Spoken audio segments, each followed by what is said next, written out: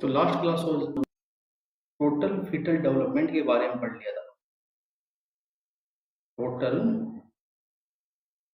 Fetal development के बारे में पढ़ लिया था हमने ना।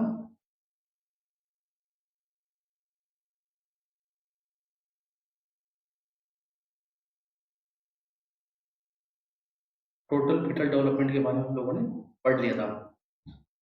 उसके बाद में फीटल डेवलपमेंट तक मान के चलो 0 से लेके 37 वीक तक जो भी कार्यक्रम होते हैं वो सब हमने पढ़ लिए थे।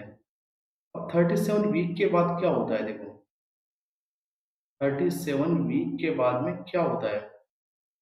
37 वीक के बाद में लेबर स्टार्ट होता है।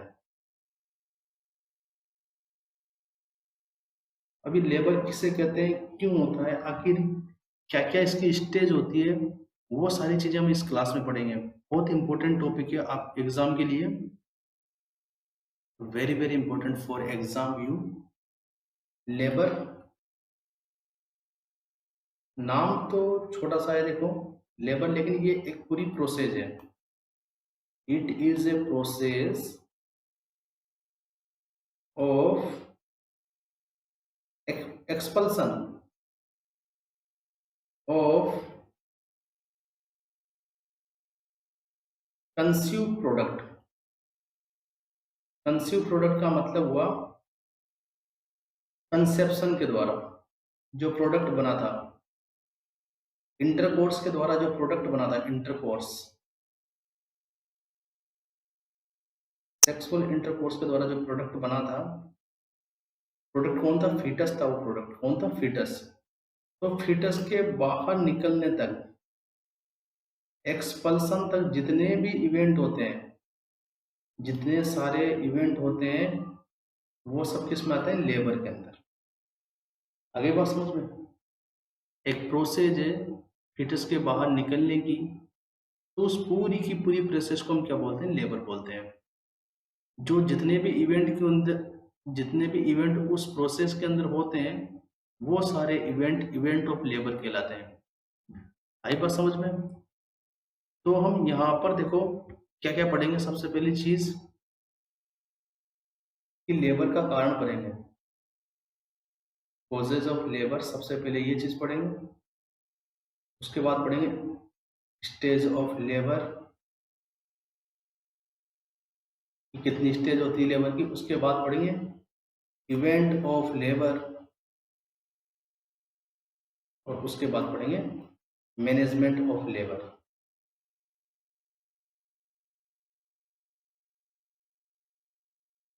तो ये लेबर जो टॉपिक है अपना, ये 4 पॉइंट के अंदर पूरा होगा। सबसे पहले पढ़ेंगे causes of labour, second stage of labour, third event of labour, fourth is management of labour.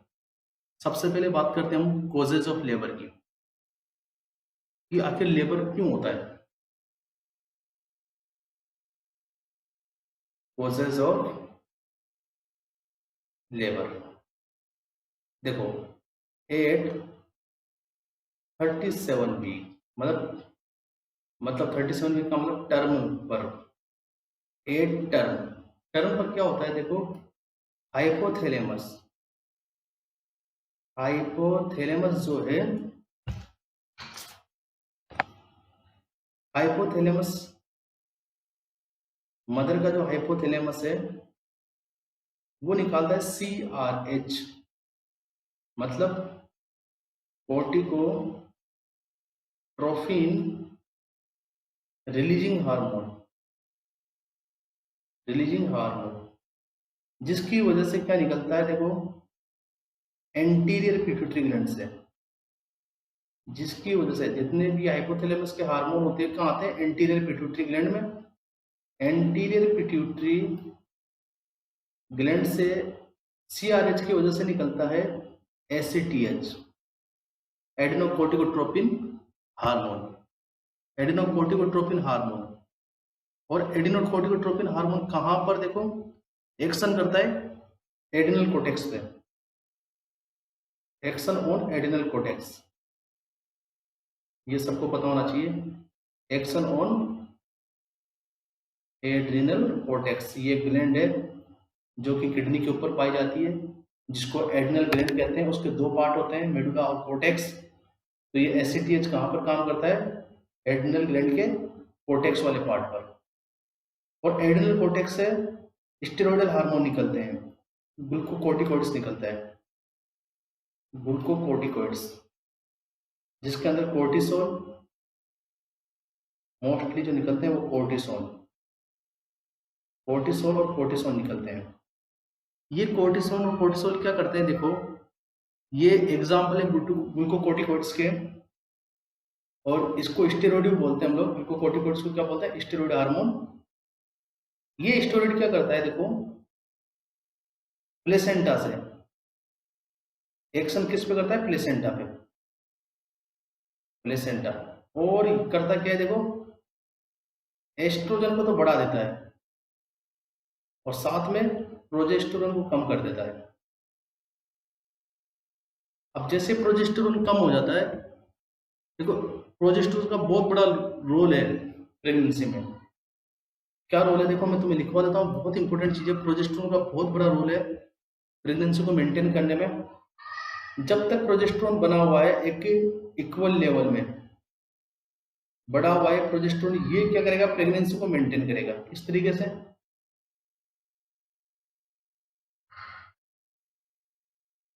किस तरीके? यूटेराइन के कॉन्ट्रेक्शन को नहीं होने देगा, यूटेराइन कॉन्ट्रेक्शन को नहीं होने देगा, यूटेराइन कॉन्ट्रेक्शन नहीं होने देगा। ये टोकोलाइटिक की तरह काम करता है। टोकोलाइटिक वे दवाइयां होती है, वे हार्मोन्स होते हैं जो कि यूटेराइन कॉन्ट्रेक्शन को सप्रेस करते हैं। जब यूटेराइन कॉन्ट्रेक्शन नहीं होगा तो क्या होगा? प्लेसेंटा जो है यूट्रस की दीवार के आसानी से चिपका हुआ रहेगा और वहां से सेपरेट नहीं होगा। इस तरीके से जब प्रोजेस्टेरोन है प्रेगनेंसी को मेंटेन करके रखता है। लेकिन यहाँ पे क्या होता है? स्टेरॉइड हार्मोन की वजह से प्रोजेस्टेरोन क्या हो जाता है? कम, और एस्ट्रोजन क्या हो जाता है? बढ़ जाता है। जैसे ही प्रोजेस्टेरोन कम होता है, एस्ट्रोजन बढ़ जाता है, तो यहाँ पर इनके रेस्पॉन्स में निकलता है ऑक्सीटोसिन। ऑक्सीटोसिन निकलना स्टार्ट हो जाता है, ऑक्सीटोसिन बढ़ जाता है। ऑक्सीटोसिन के साथ में निकलते हैं, यहाँ पे देखो, प्रोस्टाग्लैंडिन्स। ये भी बढ़ जाता है। और ये दोनों चीजें क्या करती है? ये दोनों चीजें यूटेराइन कॉन्ट्रैक्शन को स्टिमुलेट करती है। यूटेराइन कॉन्ट्रैक्शन को क्या करती है? स्टिमुलेट। और जैसे यूटेराइन कॉन्ट्रैक्शन होना स्टार्ट हो गया, मान के चलो लेबर स्टार्ट हो गया। क्या स्टार्ट हो गया? लेबर स्टार्ट हो गया। आई बात समझ में?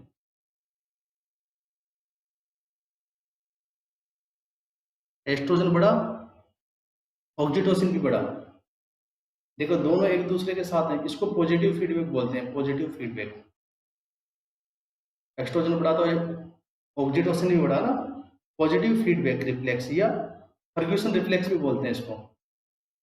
ये बात ध्यान रखें, इसको क्या बोलते हैं? फर्ग्यूसन, फर्ग्यूसन रिफ्लेक्स भी कहते हैं। कि एस्ट्रोजन के बढ़ने की वजह से ऑक्सीटोसिन भी बढ़ता है ना। एस्ट्रोजन के बढ़ने की वजह से कौन बढ़ता है? ऑक्सीटोसिन भी बढ़ता है। और ऑक्सीटोसिन क्या काम करता है? ऑक्सीटोसिन जो यूटेराइन कॉन्ट्रैक्शन को बढ़ाता है, यू नो वेरी वेल। साथ में उसकी मदद कौन करता है? प्रोस्टाग्लैंडिस, प्रोस्टाग्लैंडिस है ना। और यूटेराइन कॉन्ट्रैक्शन स्टार्ट, तो इसका मतलब क्या स्टार्ट? Labour start. अब देखो यहाँ पर स्टार्ट हो गया लेबर, और लेबर स्टार्ट होने को किस तरीके से पता लगता है? देखो कि लेबर स्टार्ट हो गया, उसके अंदर क्या होता है? Labour pain.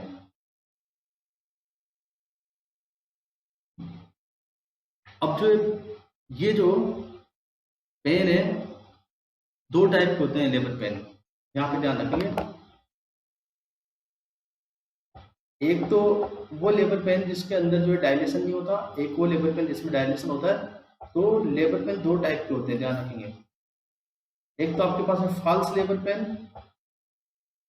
ये बहुत बार एग्जाम में पूछ लेते हैं। एक ट्रू लेबर पेन।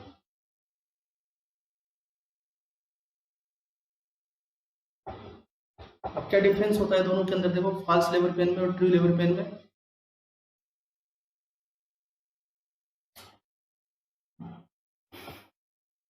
देखो फॉल्स लेबर पेन है ज्यादातर जो किसमें लिखा था? Mostly seen in mostly seen in primi gravida में। जो प्राइमी पारा है, प्राइमी ग्रेविडा है, उसके अंदर सबसे ज्यादा दिखाई देता है। और ये कब स्टार्ट होता है? देखो, start before 1 to 2 week of true labour pain. True labour pain के 1 से 2 वीक पहले स्टार्ट होता है। कहां से स्टार्ट होता है? एब्डोमेन से। ये बात ध्यान रखना, इसमें कौन सा पेन होता है? Abdomen pain. और इसके अंदर क्या होता है? देखो, ये आपके पास में ये ऐसा पेन है जो कि मूवमेंट करने पे क्या हो जाता है? कम। Relieve by movement. मूवमेंट करने पे क्या होता है? कम होता है। मूवमेंट करने पे क्या हो जाता है? कम।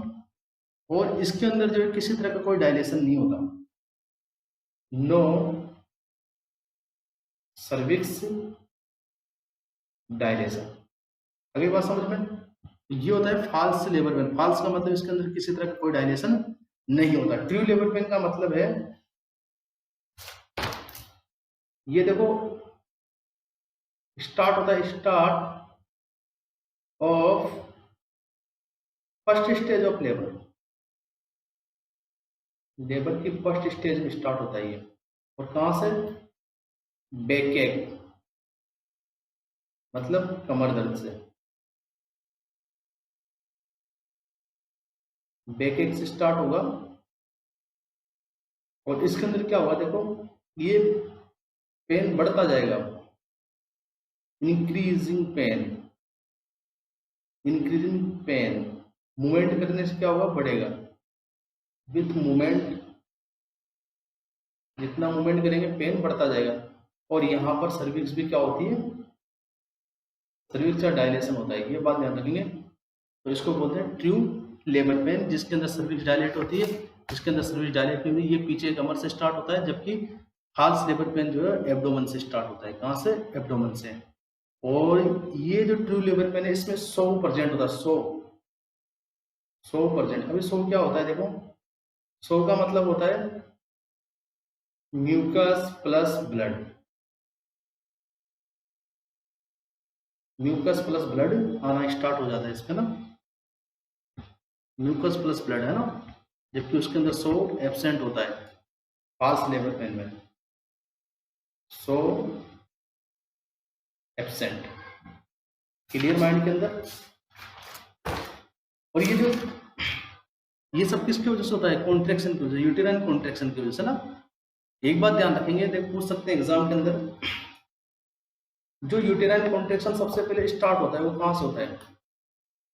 Uterine contraction start from tubal ostia. Tubal ostia. और इस ट्यूबल ओस्टिया को जो है पेसमेकर ऑफ द यूट्रस भी कहा गया है। पेसमेकर ऑफ यूट्रस, क्योंकि यहां से कॉन्ट्रेक्शन स्टार्ट होता है ना। Pacemaker of uterus, pacemaker of uterus भी कहा गया है, क्योंकि यहां से क्या होता है? यहां से कॉन्ट्रेक्शन स्टार्ट होता है ट्यूबल ओस्टिया को।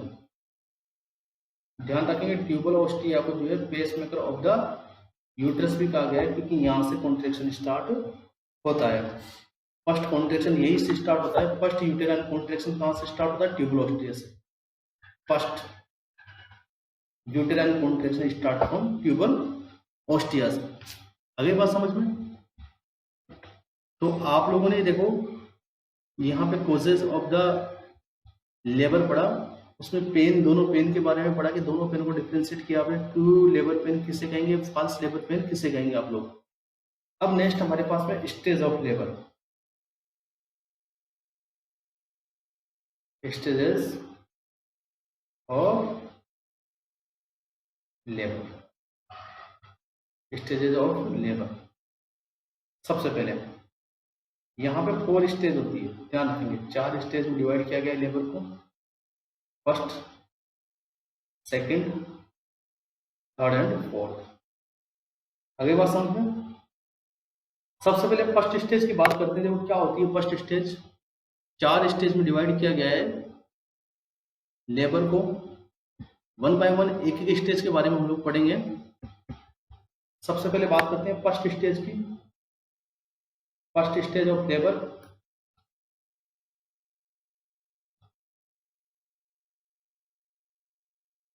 जो ट्रू लेबर पेन यहीं से स्टार्ट होता है। ट्रू लेबर पेन कब से स्टार्ट होता है? First stage of the labour से ना। ट्रू लेबर पेन यहीं से स्टार्ट होता है। आई बात समझ में? अब देखो फर्स्ट स्टेज कब से लेके कब तक होती है। फर्स्ट स्टेज का ध्यान रखेंगे कि first stage of labour is cervical stage. यहां पर जो है इसको सर्वाइकल स्टेज भी कहते हैं, ध्यान रखना। सर्वाइकल स्टेज इसलिए कहते हैं इसको क्योंकि इसमें सर्विक्स का डायलेशन होता है। मेन फोकस किस पे होता है? सर्विक्स डायलेशन पे, ध्यान रखेंगे। इसलिए इसको सर्वाइकल स्टेज भी कहते हैं। अब ये कहां से स्टार्ट होती है? स्टार्ट फ्रॉम, ये स्टेज स्टार्ट होती है कहां से? Start from true labour pain. True labour pen से पता कैसे चलेगा कोई ट्रू लेबर पेन है? मूवमेंट करने पर बढ़ेगा, सर्विक्स का डायलेशन भी होगा साथ में, और म्यूकस भी आएगा, म्यूकस प्लस ब्लड भी आएगा। और कहां से? पीछे कमर से स्टार्ट होगा पेन, तो क्या कह देंगे? अब ट्रू लेबर पेन स्टार्ट हो गया। तो जो स्टेज फर्स्ट स्टेज है वो जो है आपके start from true labour pain. True labour pen से स्टार्ट होती है और कब तक रहती है? जब तक कि जो सर्विक्स से फुली डायलेटेड ना हो जाए। एंड कब होता है इसका? And with fully dilation, fully dilation of cervix. अब सर्विक्स को फुली डायलेटेड कब माना जाता है? जब 10 सेंटीमीटर वो डायलेट हो जाए। 10 सेंटीमीटर फुली डायलेटेड कब माना जाता है? जब 10 सेंटीमीटर हो जाए वो डायलेटेड, या 4 फिंगर डायलेशन हो जाए, या 10 सेंटीमीटर डायलेट हो जाए, तब सर्विक्स को क्या माना जाता है? फुली डायलेटेड माना जाता है। आगे बात समझ में? तो first stage of the labour कब से लेके कब तक होती है? ट्रू लेबर पेन से लेके end of the fully dilation of cervix, end of the fully dilation of the cervix तक ट्रू लेबर पेन पे स्टार्ट होती है। और कब खत्म होती है? फर्स्ट स्टेज आपके end of the fully dilation of the cervix. और फुली डायलेशन कब माना गया है? 10 सेंटीमीटर का सर्विक्स डायलेट हो जाए तो उसको फुली डायलेटेड मानते हैं, या तो 10 सेंटीमीटर या 4 फिंगर। क्लियर? अब इसकी ड्यूरेशन कितनी होती है? देखो ड्यूरेशन की बात करेंगे आप लोग तो बहुत इंपॉर्टेंट है। देखो एग्जाम के लिए प्राइमरी के अंदर 12 से 16 आवर्स की होती है प्राइमरी में, जबकि जो मल्टी होते हैं, मल्टी पारा में इसका आधा कर लो बस, 6 से 8 आवर्स की, ऐसे याद रखेंगे ना। प्राइमरी में कितना? 12 से 16 आवर्स, और मल्टी के अंदर जस्ट इसका आधा कर लो, 12 का आधा 6 और 16 का आधा 8। तो प्राइमरी के अंदर 12 से 16 घंटे की और मल्टी के अंदर 6 से 8 घंटे की होती है first stage of the labour, जिसको सर्वाइकल स्टेज भी कहते हैं क्योंकि इसके अंदर सर्विक्स डायलेटेड होती है। और first stage of the labour को 3 फेज में डिवाइड किया गया है। First stage of labour divided into 3 phase. 3 phase कौन कौन से? 3 फेज LAT। सबसे पहला कौन सा? लात से आ सकता था मैं, लेटेंट फेज। दूसरा आपके पास में active phase,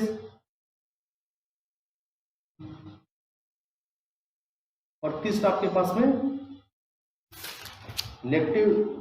latent phase, active phase, and third is the transition phase. Transition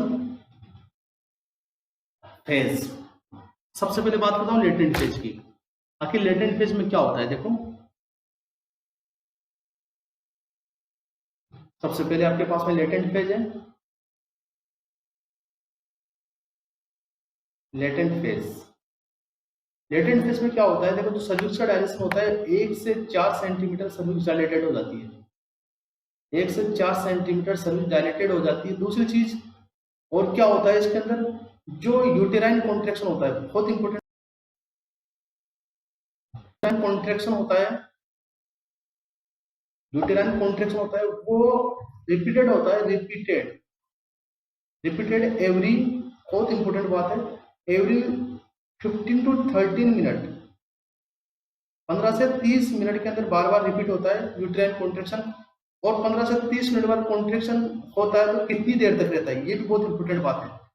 and remain for, कितनी देर तक वो कॉन्ट्रेक्शन रहता है, रिमेन फॉर 15 से 30 सेकेंड। देखो 15 से 30 मिनट में तो कॉन्ट्रेक्शन होता है, हर 15 से 30 मिनट में एक कॉन्ट्रेक्शन होता है, और वो एक कॉन्ट्रेक्शन कितनी देर तक रहता है, 15 से 30 सेकंड तक रहता है। कब तक रहता है, 15 से 30 सेकंड तक।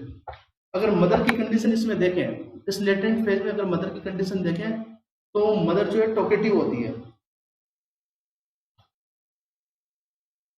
मदर इज टॉकेटिव, बातचीत करती रहती है,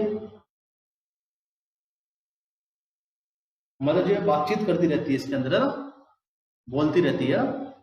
तो आपने सबसे पहले लेटेंट फेज पढ़ा, लेटेंट फेज के अंदर जो सर्विक्स का डायलेशन होता है 1 से 4 सेंटीमीटर होता है, 1 से स्टार्ट होता है 4 सेंटीमीटर तक पहुंच जाता है। और यूटेराइन जो कॉन्ट्रेक्शन होता है 15 से 30 मिनट में एक कॉन्ट्रेक्शन होता है, वो कॉन्ट्रेक्शन कब तक रहता है, 15 से 30 सेकंड तक रहता है। मदर की कंडीशन देखें तो मदर जो है इसमें बातचीत करती रहती है, मदर टॉकेटिव होती है। आगे बात समझ में, तो ये 3-4 बातें इसके बारे में याद रखनी होती है लेटेंट फेज के बारे में। अब सेकेंड फेज है आपके पास में एक्टिव फेज।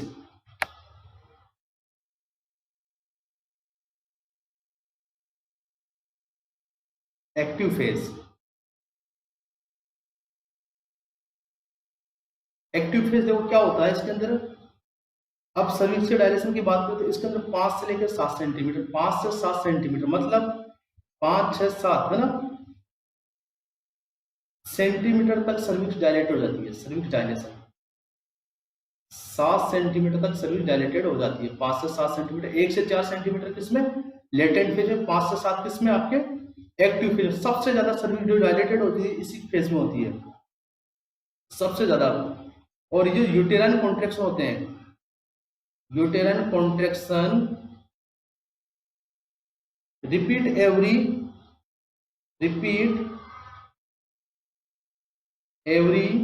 बहुत इंपॉर्टेंट बात है, 3 to 5 मिनट, हर 3 से 5 मिनट। वहां पे 15 से 30 मिनट में रिपीट होते थे, यहाँ से 3 से 5 मिनट में रिपीट होते हैं। और कितनी देर तक रहते हैं, रिमेन फॉर कितनी देर तक रहते हैं, 30 से 60 सेकंड तक। वहां पे कब तक रहते थे, 15 से 30 सेकंड तक जो है यूट्राइन कॉन्ट्रैक्शन स्टार्ट हो गया तो कब तक रहेगा, 15 से 30 सेकंड तक। और यहाँ पर जो है कब तक रहता है, 30 से 60 सेकंड तक, है ना, एक्टिव फेज के अंदर। और अगर मदर की कंडीशन आप देख लो तो मदर को बहुत पेन फील होता है इसके अंदर, जिसकी वजह से मदर फील रेस्टलेसनेस, उसको बेचैनी होती है मदर को, एंड एंजाइटी रहती है, एंजियस रहती है। ध्यान रखना, ये बहुत बार पूछ लेते हैं कि एक्टिव फेज के अंदर मदर की क्या कंडीशन रहती है। मदर जो है रेस्टलेसनेस और एंजियस फील करती है। और इसके अंदर क्या होता है, देखो आपके लेटेंट और एक्टिव फेज के अंदर पेन रहता है। अब इस पेन के लिए देखो यहाँ पे बहुत इंपॉर्टेंट बात है, लेटेंट और एक्टिव फेज में जो पेन हो रहा है उस पेन को रोकने के लिए कौन सी पेन किलर हम दे सकते हैं यहाँ पे, ये बहुत इंपॉर्टेंट बात है। यहाँ पर हम देखो पेथिडीन हाइड्रोक्लोराइड देते हैं। क्या देते हैं, pethidine hydrochloride, pethidine hydrochloride.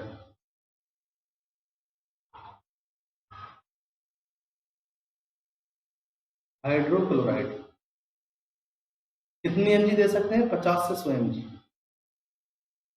Pain killer के तौर पे। ये बात ध्यान रखेंगे, पेन किलर के तौर पे कितनी दे सकते हैं, 50 से 100 सेंटीमीटर।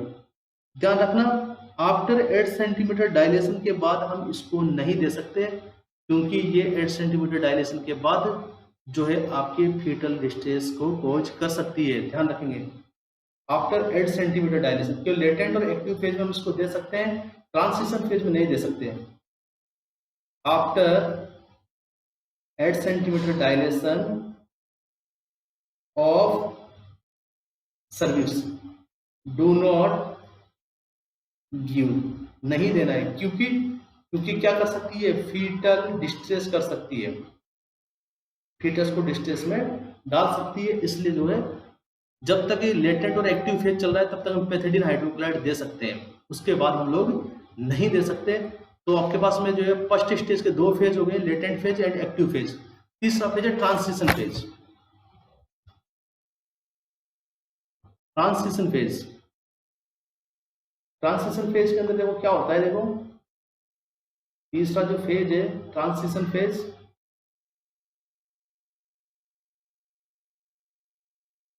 इसके अंदर सर्विक्स का डायरेक्शन कितना होता है, सर्विक्स डायलेटेड हो जाती है, इसके अंदर फुली डायलेटेड हो जाती है, 8 से 10 सेंटीमीटर फुली डायलेटेड हो जाती है। और जो यूटेराइन कॉन्ट्रैक्शन जो रिपीट होते हैं, देखो uterine contraction repeat in every, तो वहां पे तो देखो कब हो रहा था 3 से 5 मिनट में, यहाँ पे 2 से 3 मिनट में रिपीट होना स्टार्ट हो जाते हैं। ध्यान रखें, जो जो हम आगे बढ़ रहे हैं टाइमिंग क्या होती जा रही है, कम, रिपीट होने की टाइमिंग कम होती जा रही है और रिमेनिंग टाइम बढ़ती जा रही है। और कब तक रहते हैं, रहने का मतलब रिमेनिंग 4, वहां पे कब तक रहते हैं 30 से 60 सेकंड तक, यहाँ पे कब तक रहते हैं 60 से 90 सेकंड तक, 60 से 90 सेकंड तक यहाँ पे रहते हैं। आई बात समझ में। अब यहाँ पे तो 8 सेंटीमीटर से ज्यादा डायलेटेड हो गई सर्विक्स, अगर यहाँ पर पेन होगा तो आप लोग क्या देंगे, यहाँ पे पेन, अगर पेन होता है और सर्विक्स जो है 8 सेंटीमीटर से ज्यादा डायलेटेड है तो उस कंडीशन में हम लोग क्या देंगे, एनेस्थीसिया देंगे। कौन सा anaesthesia, inhalation anaesthesia, inhalation anaesthesia, ध्यान रखना। और इनहेलेशन एनेस्थीसिया के लिए क्या क्या यूज करते हैं ध्यान रखना, पेन किलर के तौर पे क्या देंगे, जब 8 सेंटीमीटर से ज्यादा डायलेटेड है तो पेन किलर के तौर पे आप क्या देंगे, एनेस्थीसिया देंगे। कौन सा एनेस्थीसिया, इनहेलेशन एनेस्थीसिया। और इसके अंदर जो गैस यूज करते हैं उसके अंदर 50% तो CO2 ऑक्सीजन होती है, सॉरी, और 50% होती है नाइट्रस ऑक्साइड, जिसको आप लाफिंग गैस भी कहते हैं। इन दोनों को मिक्स करके इनहेलेशन एनेस्थीसिया दिया जाता है पेन को कम करने के लिए, जब 8 सेंटीमीटर से ज्यादा डायलेटेड हो जाए। तो ये 3 आपके पास में फेज थे फर्स्ट स्टेज के।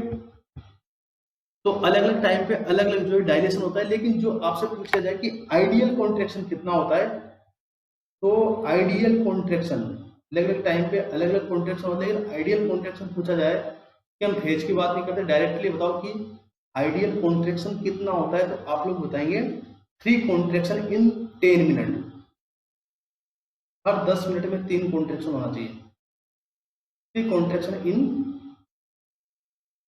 10 मिनट, इसको आइडियल कॉन्ट्रैक्शन माना गया है एक नॉर्मल लेबर के लिए।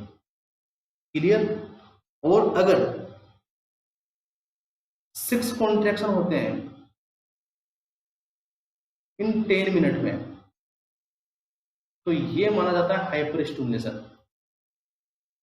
हाइपर स्टिमुलेशन, इसके अंदर जो है यूट्रस रप्चर होने के चांसेस होते हैं, यूट्रस रप्चर होने के चांसेस होते हैं, ध्यान रखना, यूटेराइन रप्चर होने के चांसेस होते हैं इसके अंदर, chances of uterine, chances of uterine rupture. Clear. इसके अंदर यूट्रस के रप्चर होने के चांसेस होते हैं।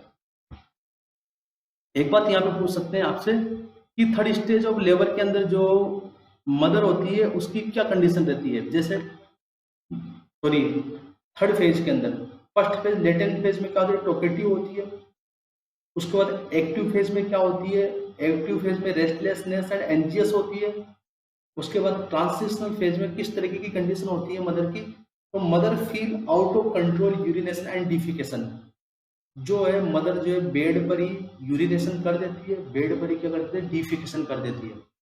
तो इसमें क्या होता है, देखो mother feel out of control, यानी मदर जो है आउट ऑफ कंट्रोल हो जाती है, mother feel out of control, out of control हो जाती है और बेड पर ही क्या कर देती है, urination and defecation, out of control urination and defecation. अगली बात समझ में। तो ये मदर की कंडीशन भी आपको याद रखनी है तीनों फेज के लिए। उसके बाद मैं बात करता हूं, देखो second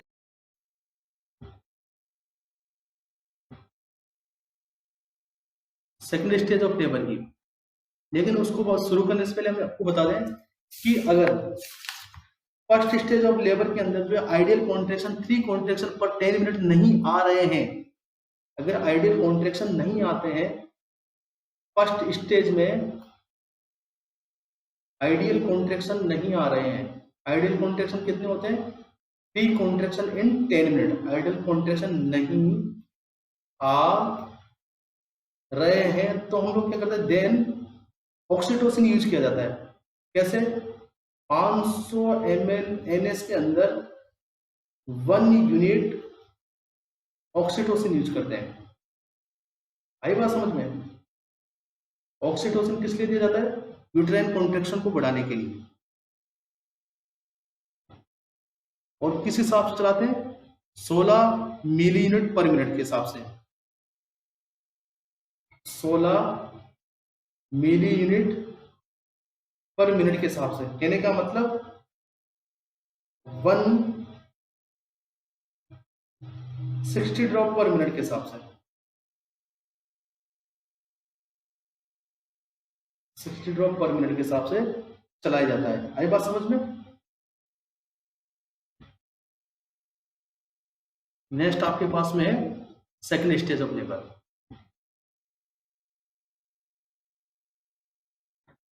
second stage of labour की बात करते हैं हम लोग। Second stage of labour, 4 stage होती है second stage of labour. Second stage of labour start कब से स्टार्ट होता है? Start with fully dilation of cervix, fully dilation of cervix. जैसे ही सर्विक्स डायलेटेड हो गई फुली तो सेकंड स्टेज स्टार्ट। कब तक रहती है? फुली डायलेशन ऑफ सर्विक्स से लेकर end with the expulsion of fetus, fetus के बाहर निकलने तक सेकंड स्टेज रहती है। एग्जाम के अंदर पूछा जाए कि फीटस की डिलीवरी कौन से स्टेज में होती है? सेकंड स्टेज में। और बहुत खतरनाक स्टेज है, देखो ये। ड्यूरेशन की बात करें, ड्यूरेशन प्राइमरी पारा में होती है, ये देखो प्राइमरी के अंदर 2 से 3 घंटे की, जबकि मल्टी के अंदर 30 मिनट की, 30 मिनट की होती है। आई बात समझ में? अब इसके भी 2 फेज होते हैं, 2 फेज होते हैं इसके भी। एक फेज को परपल्सिव फेज कहते हैं और दूसरे को एक्सपल्सिव फेज। देखो प्रोपल्सिव और एक्सपल्सिव क्या है, देखो 2 फेज होते हैं, एक को बोलते हैं प्रोपल्सिव फेज, एक को बोलते हैं एक्सपल्सिव फेज। मतलब प्रोपल्सिव फेज का मतलब होता है कि सर्विक्स के फुली डायलेशन होने से लेकर फीटस के बाहर निकलने के पहले तक का टाइम प्रोपल्सिव फेज कहलाता है। जैसे फीटस बाहर निकल जाता है वो क्या कहलाता है? एक्सपल्सिव फेज। एक्सपल्सिव फेज के अंदर फीटस कहाँ आ जाता है? बाहर। Baby expel out, baby expel out, तो वो फेज कौन सा कहलाता है? एक्सपल्सिव फेज। अब उसके पहले का जितना भी फेज है, जितना भी टाइम है, वो सारा टाइम क्या कहलाता है? Propulsive phase. Start with full dilation of cervix,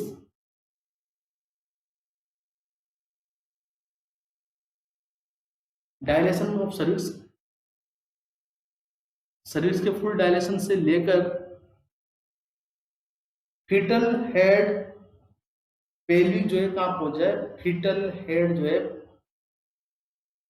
foetal head जो है +4 +5 स्टेशन तक पहुंच जाए। ये समझाऊंगा +4 +5 स्टेशन क्या होता है। देखो यहाँ पे आप इतना सारा क्यों याद रखेंगे, +4 +5 स्टेशन तक पहुंच जाए उसको हम प्रोपल्सिव फेज कहते हैं। तो देखो 2 फेज थे, प्रोपल्सिव एक्सपल्सिव। एक्सपल्सिव में जो है बेबी बाहर आ गया, वो एक्सपल्सिव फेज। प्रोपल्सिव क्या है? फुली डायलेशन से लेकर बेबी के बाहर आने से पहले तक का समय, वो प्रोपल्सिव फेज कहलाता है। उसके बाद third stage of labour,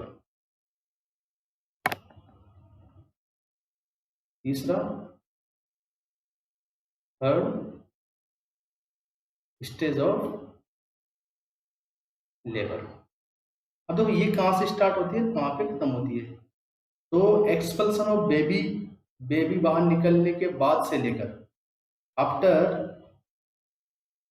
started after expulsion of baby, baby के बाहर निकलने से लेकर कहाँ तक, and with the expulsion of placenta,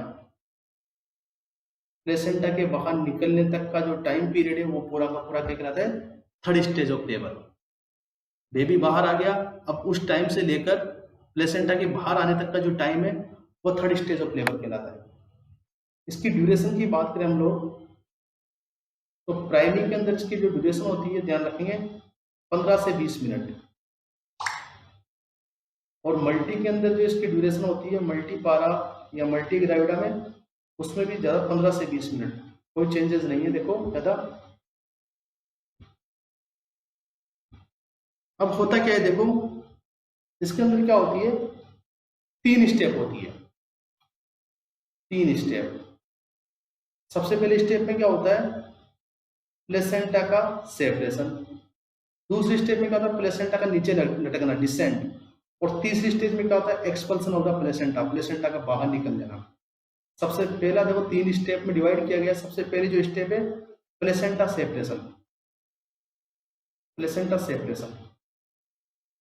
आपको पता है कि प्लेसेंटा कहाँ पर लगी होती है, ये यूट्रस की जो है दीवार है उसको बोलते हैं हम डेसिडुआ, डेसिडुआ, डेसिडुआ,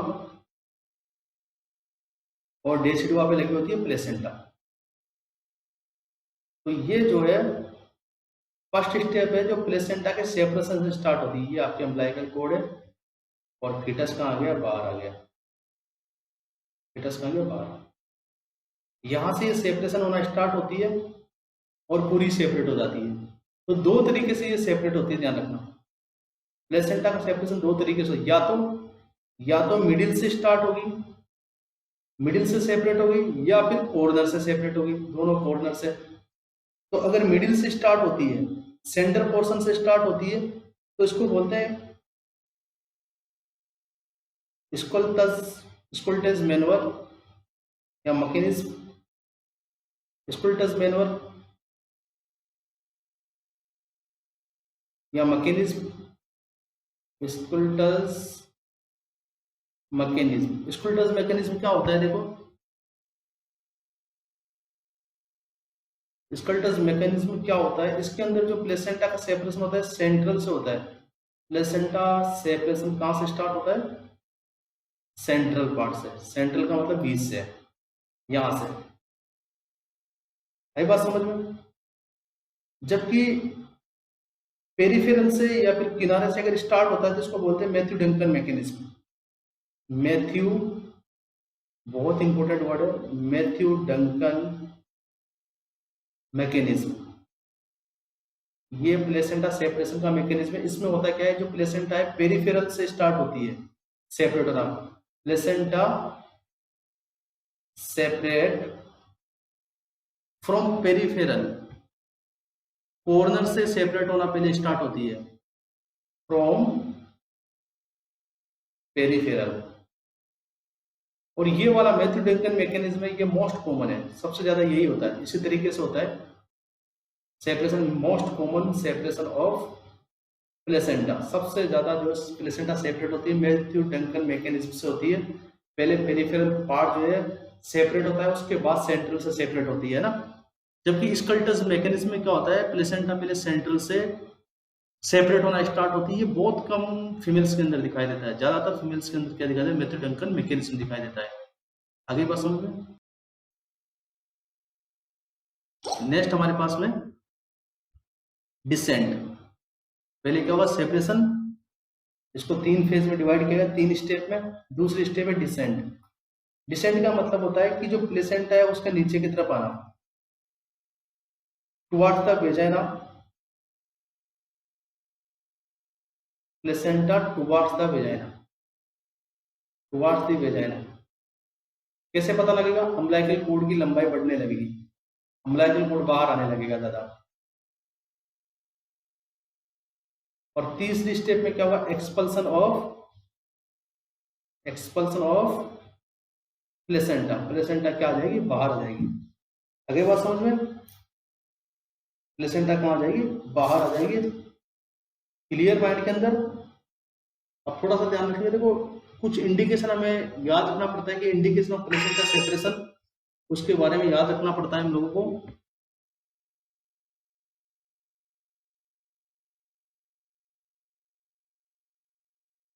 देखो कुछ बातें याद रखेंगे, इंडिकेशन ऑफ प्लेसेंटा सेपरेशन। क्या क्या इंडिकेशन है प्लेसेंटा के सेपरेशन का? तो सबसे पहले देखो, increase length of outer umbilical cord.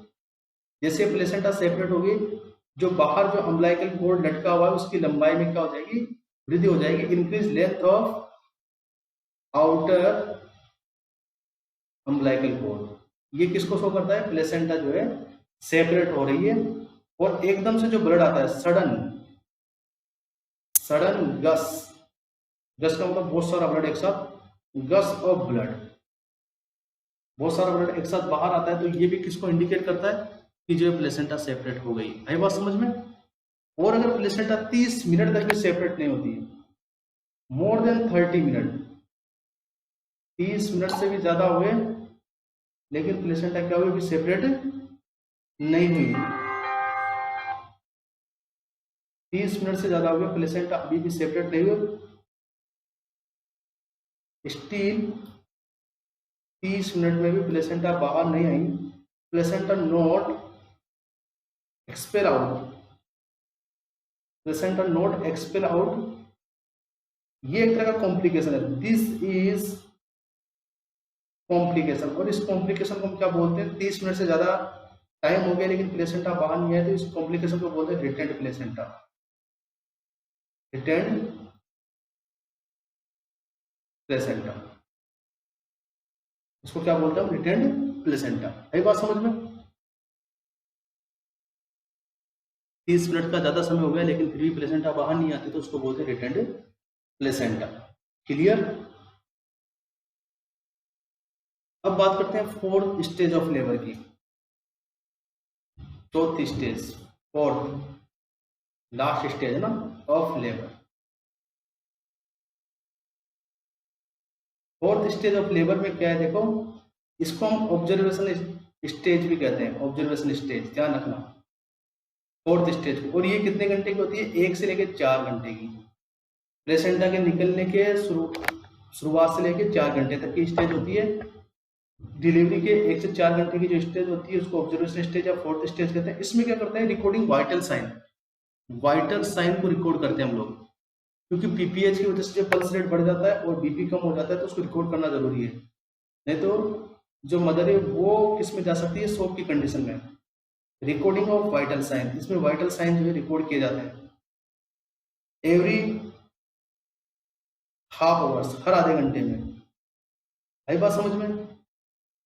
क्योंकि इसके अंदर क्या होता है, पोस्टमार्टम हेमरेज होता है, जो कि बीपी को क्या करता है, कम, ब्लड का वॉल्यूम कम होगा, बीपी कम होगी, बीपी कम होगी तो पल्स क्या हो जाएगी, बढ़ जाएगी, इंक्रीज पल्स। तो इस चीज को हमें रिकॉर्ड करना पड़ता है इस स्टेज के अंदर। और इसको रिकॉर्ड करने के लिए हम टाइम, अलग अलग टाइम पे अलग अलग तरीके से रिकॉर्ड करते हैं। जैसे सबसे फर्स्ट आवर्स, जो पहला शुरुआती 1 घंटा होता है, उसके अंदर हर 15 मिनट में हम जो है वाइटल साइन लेते हैं, हर 15 मिनट में। उसके बाद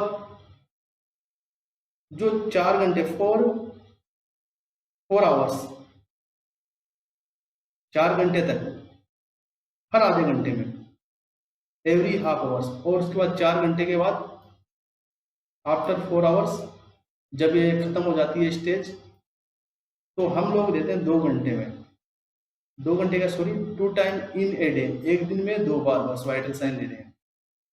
4 घंटे तक ध्यान रखना है। उस 4 घंटे तक की स्टेज को हम क्या बोलते हैं, ऑब्जर्वेशन स्टेज। तो ये हमारे पास में चारों स्टेज हुई, first stage, second stage, third stage and fourth stage. इसके बाद हम लोग पढ़ेंगे, देखो इवेंट ऑफ लेबर, हमारा जो टॉपिक रहेगा इवेंट ऑफ लेबर रहेगा, और उसके बाद जो बचा है वो है मैनेजमेंट ऑफ लेबर।